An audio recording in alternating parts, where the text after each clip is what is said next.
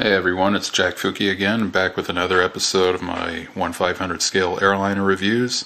Today we're going to be looking at the Herpa Donbassaero Airbus A321-231. It's Herpa catalog number 520751. It is a 2011 limited release. This was a limited production of 1,000 pieces.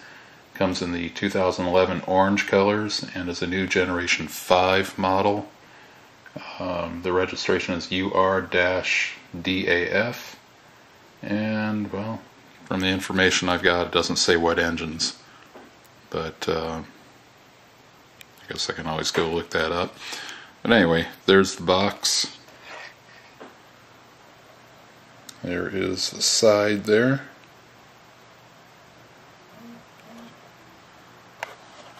So the UR-DAF. Looks like UR-DAF.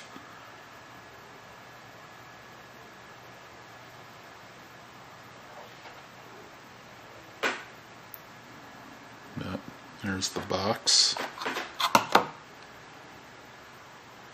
And there is the plane. Nice one, as I said in the other video with my with all blacks 777 and the A320.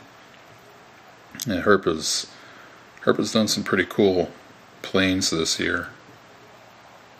As you know, as far as colors go and so forth, they've really been pretty cool with this stuff. You know, one of the complaints that people have about 1/500 is that it's nothing but a bunch of special colors and that kind of crap. And it's like, I don't see what the problem is. I think it actually looks pretty cool. Pretty nice to have, you know, something different in the collection as far as the color schemes go. There we go. The registration says Donbassaero. It is a Ukrainian airline, by the way. There's a side there.